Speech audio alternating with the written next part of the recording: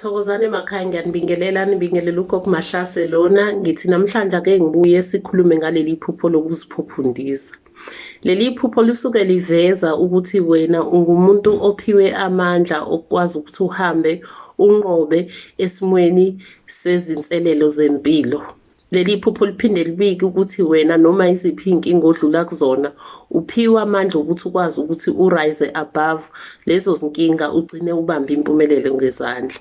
Uma-ke leli phupho uliphupha, kwesinye isikhathi lisuke liveza ukuthi abantu bakini okwamadlozi lana asuke kuphakamisa phezu kwesimo esihambisana nezimo zokugadlwa ngokomoya, kuwukuthi ugadlwa mhlambe ngechitho noma kuwukuthi ugadlwa ngemithi uqobo. Leli phupho liphinde-ke lana liveze ukuthi kukhona lo muntu osuke liphupho usuke nesipho esihambisana nesipho sikamoya, esihambisana nesithunywa esihambe sithandaza, esilapha ngomthandazo phezu kwesimo sabantu. Leli phupho-ke uma uziphupha undiza, uthola ukuthi ubungakwazi ukundiza kodwa uyakufunda, ugcine futhi ukujabulela ukuthokozela ephuphweni undiza. Lokhu kusuke kuqinisekisa amandla akwena, kuveza ukuthi la mandla azokusebenzela agcine kusebenzelele ekutheni uphumelele empilweni.